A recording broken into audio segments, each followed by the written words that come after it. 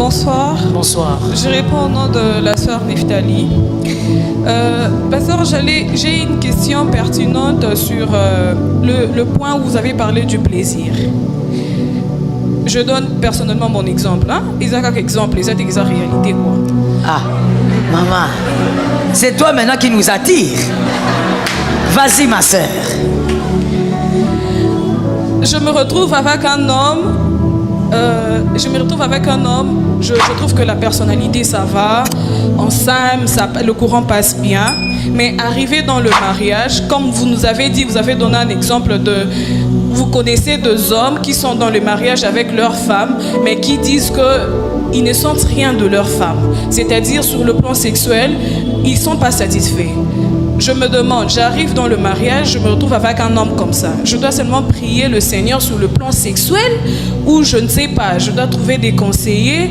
Je veux un peu avoir un petit éclaircissement sur ce point. D'accord, c'est une belle question ma soeur. Je commence d'abord par dire, quand vous vous mariez avec un homme, vous voyez que tout va bien à l'intérieur sexuellement. Il ne vous attire plus, tout ce qu'il fait ne vous fait rien. Même quand il vous touche, ça vous énerve, ça vous rappelle votre plus mauvais souvenir de la vie. Alors il y a d'abord une chose à vérifier vous-même. Là vous parlez en tant que femme, n'est-ce pas? D'accord, alors je réponds en tant que femme. Il faut d'abord en tant que femme vérifier quelque chose vous-même. Cet homme qui est en face de vous, est-ce lui le problème ou c'est vous?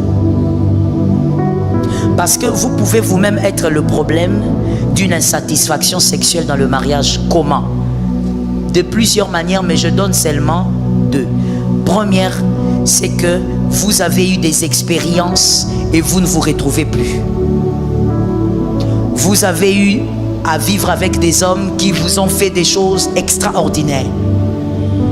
Ils vous ont fait monter comme... Pourquoi tu regardes par terre? Ils vous ont fait monter au ciel, ils vous ont fait descendre. Vous avez vu des 2XL, des 3XL. Maintenant dans le mariage, votre mari est taille L. Pourquoi tu dis taille S? Vous voyez, ma soeur, il y a des cas comme ça où, en fait, cet homme n'est pas un problème. Cet homme, il fait de son mieux pour avoir l'intimité comme lui connaît. Mais toi, tu es trop loin par rapport à lui. Toi, tu as des expériences. Et j'insiste aussi sur ça. On a ri, mais c'est une vérité. Tu as connu des 3XL. Lui, c'est taille S. Mais lui ne sait pas qu'il ne te donne pas du plaisir parce qu'il est taille S. Mais toi, la femme, c'est ton corps. Tu sais que cette taille ici, tu n'es plus accoutumé. Il ne faut pas oublier, le corps de la femme, c'est un muscle. Le muscle, c'est comme quand vous faites le sport. Plus tu fais le muscle fait quoi? Voilà. Donc, quelque part, ça peut être la première raison. Et souvent, j'ai eu des femmes qui sont venues vite me voir. Maman, tu vois, maintenant, vous aimez dire aux gens qu'il ne faut pas avoir de la sexualité avant le mariage. Mais maintenant, moi, je suis insatisfaite. Mon mari ne me satisfait pas. Mais pour certaines femmes, pas toutes, pour certaines femmes, quand on a commencé à analyser, le problème, c'était elle. Elle avait déjà vécu une expérience que son mari n'avait pas. Maintenant, là, la solution, c'est quoi? Tu dois parler avec ton mari. Tu ne vas pas dire à ton mari, toi, tu es S. Tu ne peux pas dire ça quand même à ton mari. Tu vas frustrer cet homme. Il n'y a rien qui frustre les hommes comme parler de ça. Il n'y a rien qui... Comme ils sont là.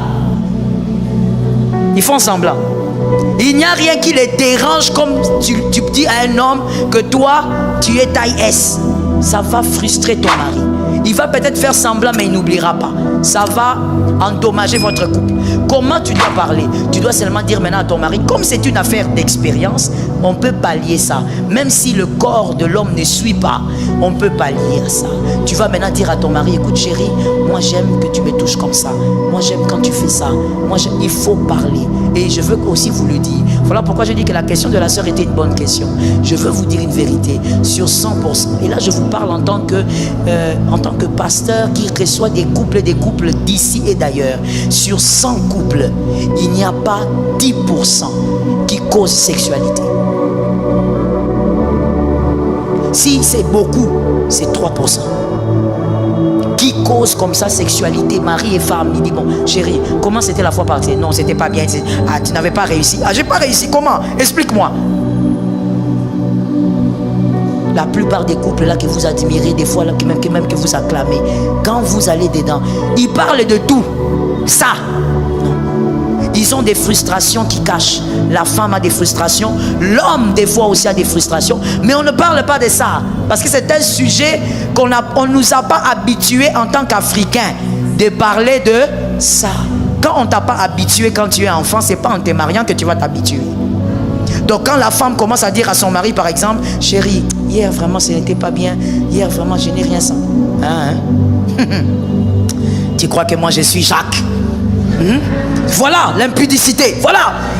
Quand on vous dit qu'il faut rester calme dans l'église, tu vois la mentalité, c'est la mentalité africaine. On n'y peut rien. Mais gloire à Dieu parce qu'il y a des réunions pareilles. Est-ce qu'on peut acclamer pour les organisateurs? Oui. Parce que j'ai l'habitude de dire, ce que tu as raté en famille dans l'éducation, rattrape ça à l'église. Donc ma soeur, ça c'est la première chose. Il faut parler avec ton mari. Lui dire simplement, il faut qu'on me touche comme ça, ça peut se réparer. Mais il peut aussi avoir un autre mal. Le mal, c'est quoi? Comme je viens de dire, l'homme, il croit que c'est un don Juan. Il croit qu'il est spécialiste. Donc lui, il croit que quand il touche là, il a tapé fort. Lui-même, il te dit, c'est bien, hein? Tu es contente, hein? Alors qu'il est en train de faire des choses, donc la bouillie. Façon. Et tout ça, c'est toujours la communication. Il faut être capable de dire à ton mari, écoute, moi franchement, je ne suis pas trop, le système là que tu fais là, de me mordre au dos là, moi je n'aime pas beaucoup ça. Hein? Ne me mords pas comme ça. Moi ça me dérange, ça me déconnecte. Moi je préfère ça. Tout passe par la communication. Mais d'abord vérifie au départ, est-ce que c'est toi ou c'est lui? Parce que ça peut être toi. Et il faut causer. Tout dépend aussi du type d'homme que tu vas épouser. Parce que comme tu les vois ici, les hommes que tu vois là, au milieu d'eux, il y a des hommes qui seront capables d'en parler à froid. Il y a aussi des hommes qui ne vont pas supporter d'en parler. Parce qu'ils auront l'impression que tu touches à leur ego. Alors ils ne pourront pas. Mais je donne un conseil à un jeune homme. C'est un mal que de ne pas parler de ta sexualité avec ta femme. Je dis avec ta femme. Je ne dis pas avec la copine qui t'attend là dehors. D'ailleurs, vous êtes dans les copinages, vous voulez pécher ce soir? Non, hein? Si cette copine-là qui t'attend dehors t'amène dans le péché, je dis feu. Feu. J'en vois encore là où elle est. C'était la dernière question. C'était la dernière, n'est-ce pas? On va poser les questions le samedi prochain. Aujourd'hui, on doit prier. Est-ce que vous êtes d'accord?